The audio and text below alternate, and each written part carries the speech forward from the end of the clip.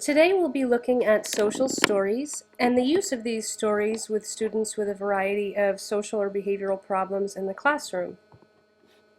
First, what is a social story? Well, social stories are different scenarios that are built between the staff and students in a classroom that work to teach the students different social skills that they'll need to know and how to manage their behaviors in the classroom, in the hallways, and any of the different areas of school.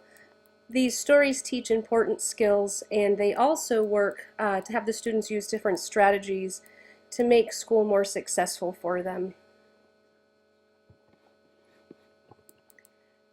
Most important is to decide which students may be a good fit for social stories. Typically, we use social stories with students with autism spectrum disorders. However, social stories can be a very good fit for students with other social behavior problems. They show a lot of promise for students with a variety of needs. How would one create a social story? Well, first, I would recommend studying and receiving training on work with the use of social stories to be sure you know what you're doing. Select the student you would like to try the intervention on. And also, you need to pinpoint a certain behavior that you would like the student to work on. Also, make sure you plan ahead for any replacement behaviors you would like to see. Be sure you've worked yourself through that scenario of what you would like to see happening instead of the behavior currently occurring. Collect the different materials to be able to make a book. It is really important when making a social story that it feel very natural to read it with the student, not like a learning material. Make it more of a fun material, like a picture book or a novel for older students. And then ensure that you'll have time to follow through with the intervention following the initial teaching of it. Social stories aren't something that you do once or twice and then you're done. They are something that require you to follow through over the course of time. In terms of the actual story, once you're building the story, first create the scenario that you want the student to increase a positive behavior. You want to guide the student to a positive outcome for the situation, because their initial reaction may be a response that is typical for them, but not one we want to see.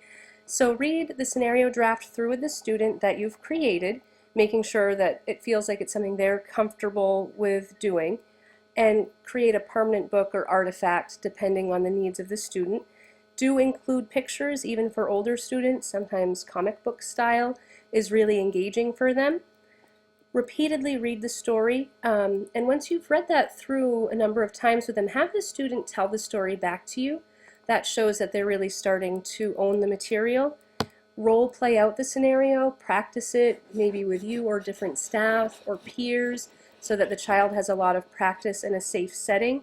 And then have the child practice the skill in generalized settings so it's not always in that clinical setting. These are some views of social story planning and a layout that you could potentially use. This artifact is pulled from Intervention in School and Clinic, which is a great article that I have mentioned in my reference section at the end of this video. So you can see here with the checklist that the text is limited. You don't have a lot of written language. Okay, use durable paper. Make sure it's something that will stand the test of time.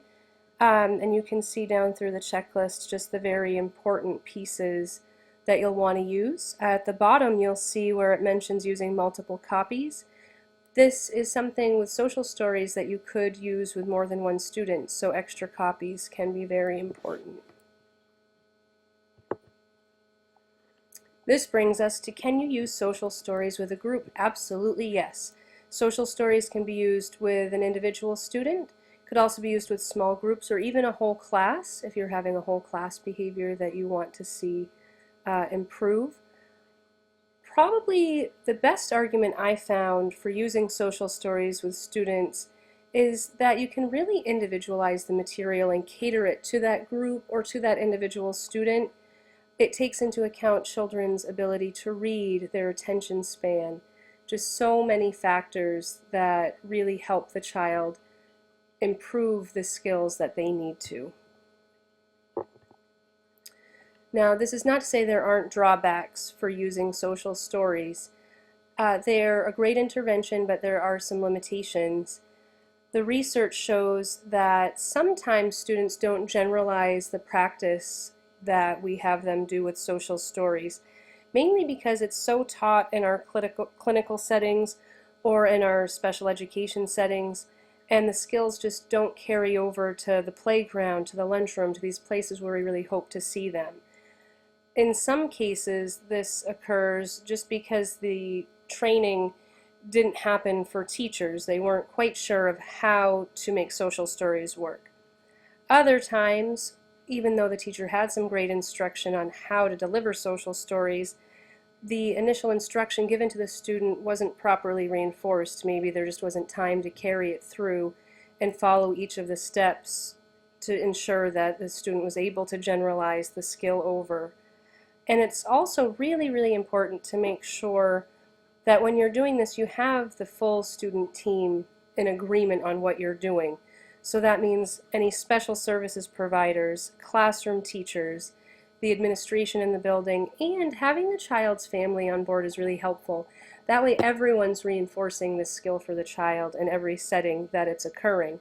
So if the child has a behavior problem per se in unstructured areas of school such as recess, after school programs, places like that, that all of those people working with the child are using the same language, referring back to that same social story. The parents at home can refer back to that same social story. The more reinforcement for the child, the better. If this isn't happening, the social stories just may not be working. So it is important to make sure that everyone is on board with using that skill. Now, where can you get started? There are a lot of places that you can find information about social stories. A lot of the research available does pertain to autism spectrum disorders that you'll find. These are a few sites that steer a little bit away from that into more generalized social stories, not just for working with students with autism spectrum disorder. One is PBIS World. My school is a PBIS school, so this has been very helpful to our school. You can also check out the link to Watson Institute and the Friendship Circle. And again, some of the information does look to be very specific to autism spectrum disorders, but you can generalize this over to many, many situations at school. This is my reference page, and I also have to give some great credit to Monica Chenard, who is our school psych services provider. She really helped me with some ideas on research that steered me clear of the articles that really strictly pertained to autism spectrum disorder. She was also a wonderful resource and deserves due credit. This has been a very interesting look at social stories and just how they really can help students improve themselves in different areas of their day at school. I hope you found this information to be helpful to you. If you have any questions, please post a response, and I look forward to talking with you more about it. Have a great day.